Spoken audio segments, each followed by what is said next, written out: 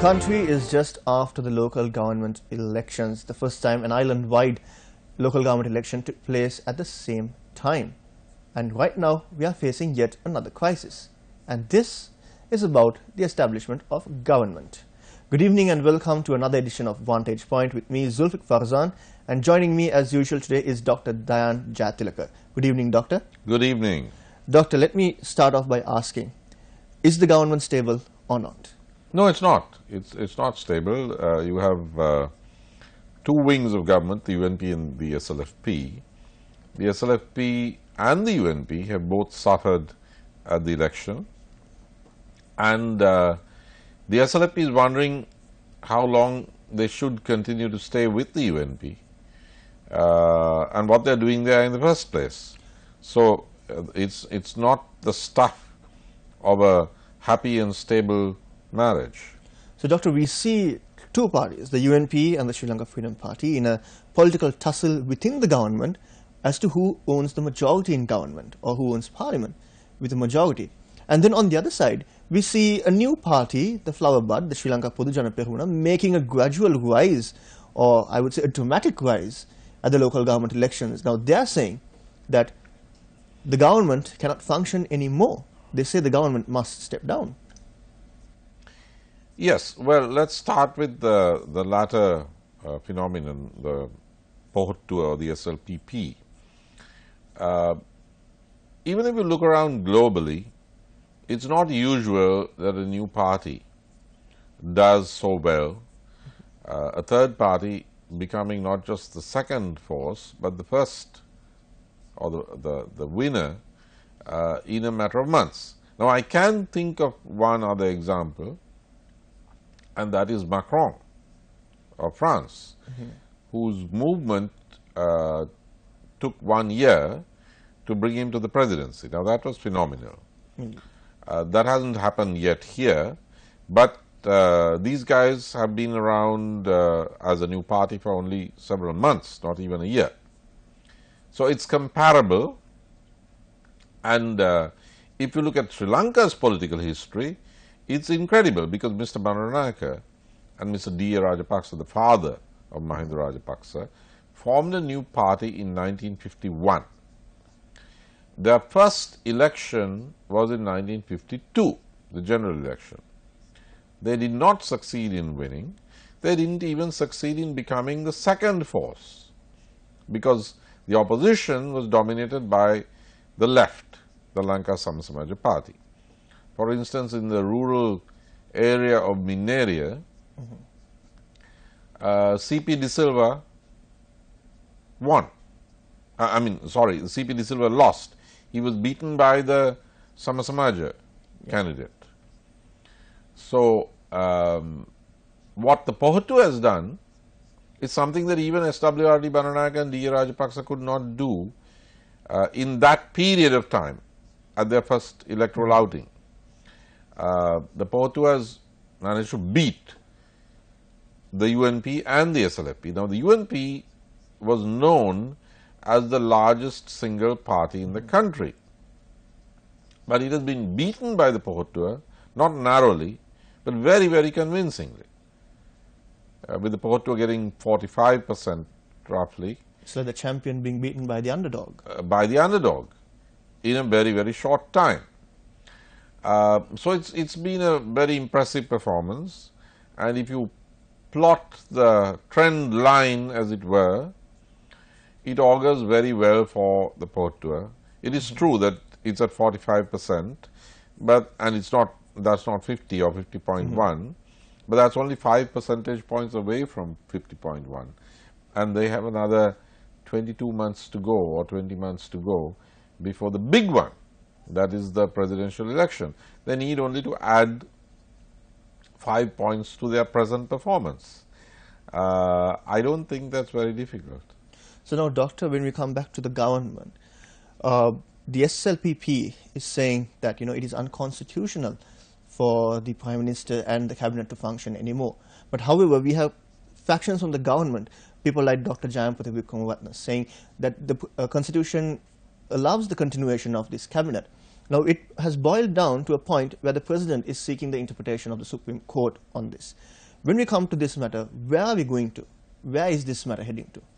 Well, I think they're both wrong. I think that when the SLPP/JO, joint opposition, says that on the basis of this result, the Prime Minister should resign, I don't think that's correct. I think the Prime Minister should resign for an entirely different reason, but not because of the local government election. I think that the Prime Minister should step down as the leader of the party because he has led his party to a terrible defeat. Indeed. For the last 24 years. He's been the leader of the party for 24 years. There's nobody in the democratic world who has been the leader of a party for 24 years, and probably even in the not-so-democratic world. And he's never managed to be president, therefore the UNP has never managed to govern the country, to rule the country. Now, he's brought it down to 31% while being in office. So, I mean, surely he should vacate his post as the leader of the party because he's not good at his job. Now, I think he should resign as Prime Minister not for the reason that the poet says. He should resign because of the bond scam. Indeed. Now, he says he's not responsible. Well, what the report that he's leaning on says, it doesn't say that he's guilty, let's put it that way. But it doesn't say he's not responsible. Responsibility is something else. Indeed. Mr. Arjuna Mahendran was Prime Minister Wickramasinghe's choice as the head of the Board of Investment when Mr. Wickramasinghe was PM in 2001. So, this is an old acquaintance. He brought him back this time from Singapore when he was not a citizen of Sri Lanka. He didn't even swear in as the governor of the central bank, installed him as the head of the central bank, which the Prime Minister had taken under his own purview. And the report has found Arjuna Mahendran guilty of, or rather, it recommends that he be charged. Indeed. Now, Mr. Mahendran is back where he came from, Singapore. And the Prime Minister said just a few days ago that, well, nothing I can do about that, it's not my responsibility. He is back in Singapore. But this is the same Prime Minister who some time back said Arjuna Mahendran has not fled, he'll be back. Exactly, that was in Parliament, yeah. But, so he brings the man in, he puts him in charge. The President says he told Ranil not to appoint him, but he appointed him, he defended him. The guy is wanted for a huge, unprecedented fraud. I mean, nowhere in the world does somebody knock over his own central bank. Indeed. And then scoots off to Singapore, and the Prime Minister washes his hands. Now, in no country in the world would such a Prime Minister be tolerated. Indeed. Now, so he should have left. Now we come to Dr. Jayampati Wickramaratne's interpretation and the interpretation of those others in the UNP who say that going by the 19th Amendment, the President cannot remove the Prime Minister. Now, as a political scientist, I find this rather ridiculous because an amendment to the Constitution is not a new Constitution. What we have is the 1978 Second Republican Constitution of J.R. Jayawardena. That Constitution has been amended several times, but that does not abolish the underlying logic, the rationale of the Constitution itself. You cannot interpret a Constitution, any Constitution, through the keyhole of a single amendment. You cannot interpret the Jayawardena Constitution through the keyhole of the 13th Amendment. Otherwise, we'd all be talking about devolution, and that's all we'd be talking about. Similarly, the Constitution cannot be reduced to the 19th Amendment. The logic of the Constitution is that it is presidential, that it is a republic, and that the sovereignty of the people in matters of executive power is exercised through the president. Now, that means that the power of decision making, especially in exceptional situations, is vested in the president, because it's the sovereignty of the people. Now, if you have a prime minister who is morally responsible for the appointment against the wishes of the president of a man who then engages in massive misdemeanors amounting to fraud, and that guy scoots off, the prime minister has to go. Now, that's an exceptional situation. Doctor, you can't reduce it to the 19th Amendment. Let's continue this conversation right after this short commercial break.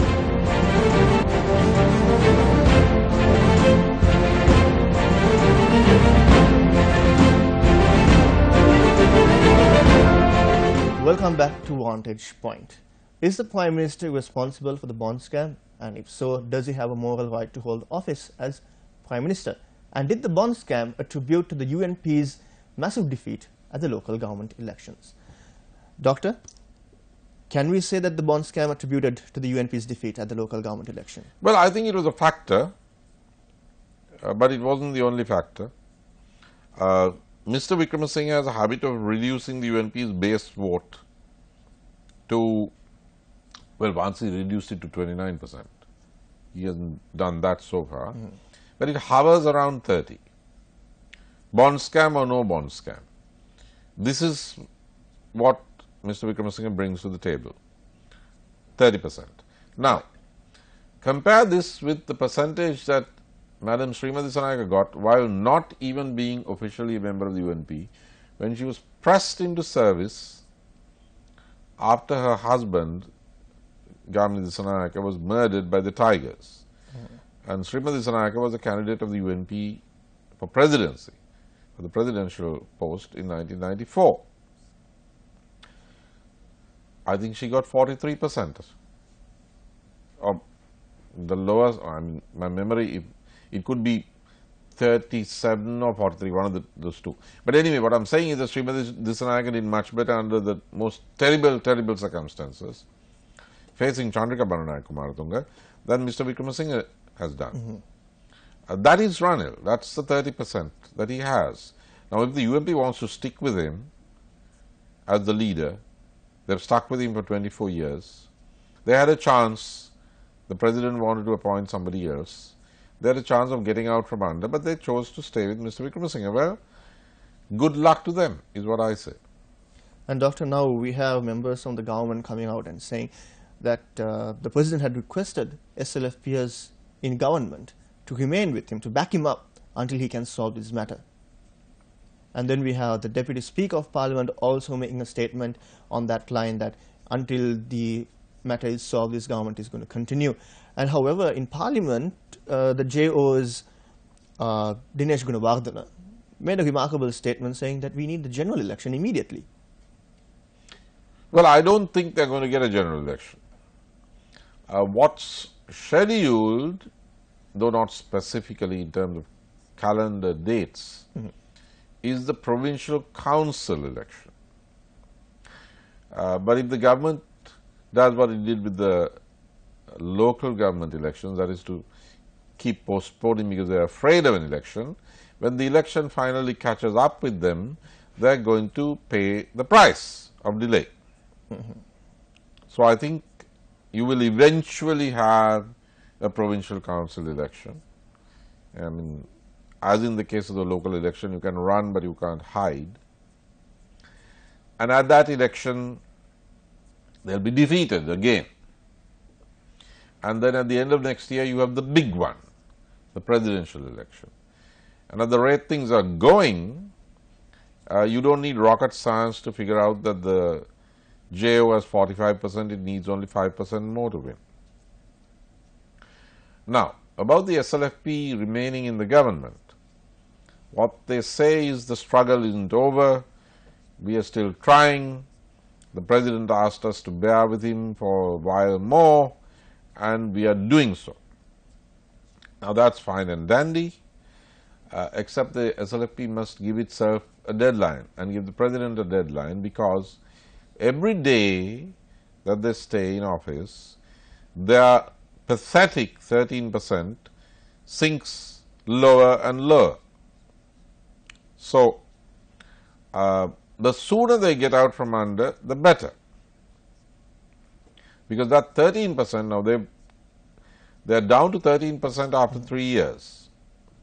That will accelerate, and every day they stay, they lose a percentage point.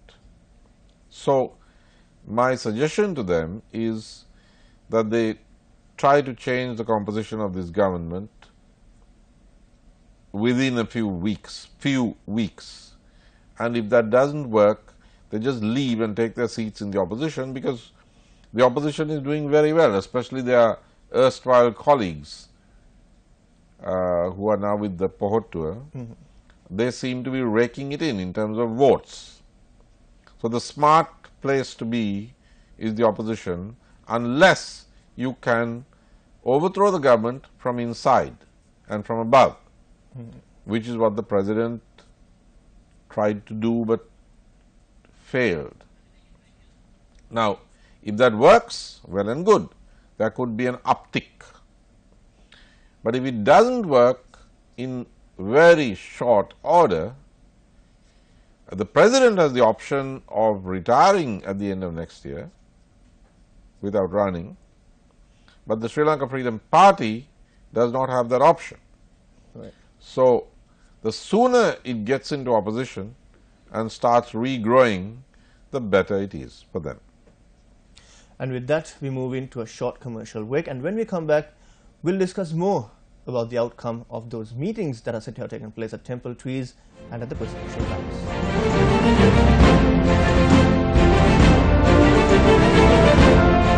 Welcome back to Vantage Point. Over the recent week, soon after the local government elections, meetings took place at high level at Temple Trees and at the Presidential Palace. We saw ministers in and out of both these places holding discussions on forming the government. Doctor, let me start off by asking, forming the government is now become a national issue. We have the SLFP, the UNP, the Sri Lanka Pudujana Perumuna, all fighting on to form a government. Now, when forming a government, you have to follow the constitution. But what executive right does the President have in this regard when it comes to forming the government? Well, the President remains the head of state and the head of government. I was quite surprised to hear Prime Minister Wickremesinghe addressing the media and saying, I shall continue to govern as per the constitution. He seems to think that he is the head of the government. He is not the head of the government. He is, well, obviously, he is the Prime Minister, but the head of government and the head of state happens to be the elected President. So, the President has been a little reluctant to exercise his powers because there have been so many interpretations about the fetters placed on him under the 19th Amendment. But as I said, the 19th Amendment is just one amendment.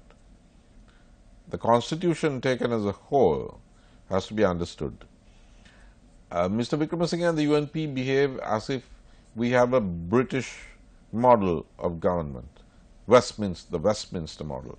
This is not the Westminster model. It has been called the Gaullist system in Asia by Emeritus Professor A.J. Wilson. He's passed away.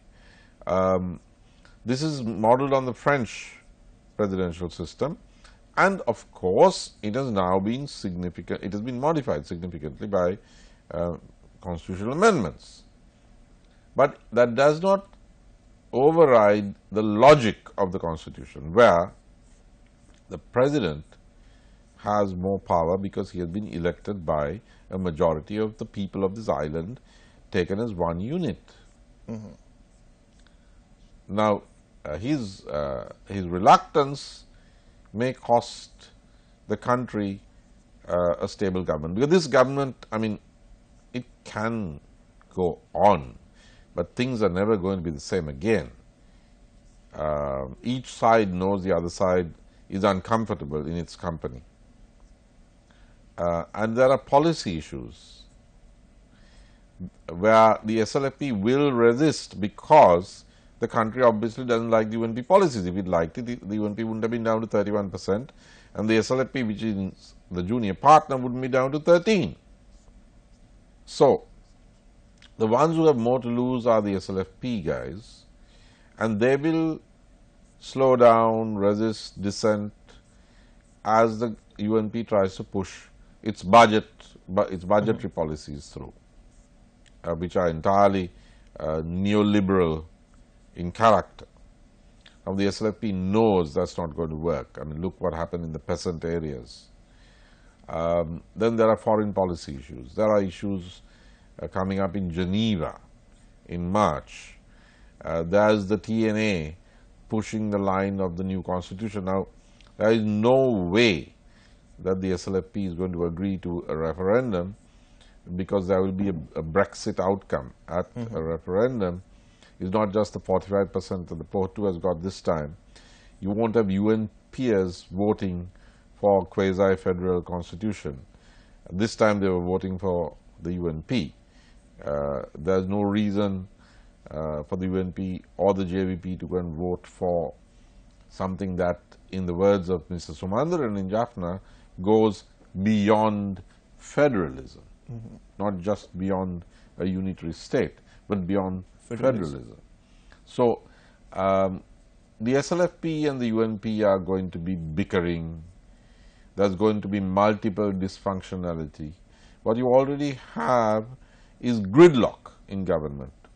Doctor, that gridlock is going to get tighter. It appears to be that the President himself is being sandwiched by the UNP and the SLFP and trying to hold on to this government together without allowing another faction to come over and take over the government. Well, I think the President is being sandwiched, yes, between a UNP that is clinging to Mr. Wickremesinghe for God knows what reason, and an SLFP that is down to 13%, and what is worse, is internally divided between the larger faction that's loyal to the President and a smaller faction that's loyal to a previous President, and I don't mean Mahinda Rajapaksa, I mean President Chandrika Bandanayake Kumaratunga, because when you look at the names that have been out there in the media of SLFPers who want to stay with the UNP, most of those are Chandrika loyalists. Now, why they remain loyal to Chandrika, who failed to win even Attanagalla, her parents' pocket borough, again amazes me. But evidently the UNP and a section of the SLFP have a very strange politically and electorally suicidal mindset. So, there's very little one can do when there are elements in the two major political parties who seem to have an electoral death wish. There you have it. So, Doctor, this edition of Vantage Point, just one final question. The religious leaders are now calling for stability in the country, especially in the government. We saw the Mahanayaka Thegos making statements calling for peace within the government. Now, the religious leaders are calling for the government to be stable, but the government itself is uncertain whether it can be stable. So, if this continues, where is the country going to head to? Well, it's heading, I mean, if you look at the state of the rupee in relation to the dollar, it's heading for an iceberg. This is the Titanic. Now, there's no point in fighting over the deck chairs on the Titanic. What you need is to steer in another direction. Mr. Wickremesinghe says that he's not going to let go of the prime ministership. So, the President has to throw him out, basically, using his executive powers. And appealing to the people and convincing them and the UNP that you can't have somebody who was morally and ethically responsible for the bond scam because it was his guy who did it. And that is the issue here. How can you go on? Which country would? Now, if that change is not going to come from above, and inside the government, it will come from outside and from below. From the people. Thank you very much, Dr. Dayan, for joining us this evening on Vantage Point. So the question is Sri Lanka going to hit the iceberg, or are we going to steer away from the iceberg, or is the crew going to be fighting for the deck chairs? Until next time, I'm Zulfiq Farzan. Have a good night.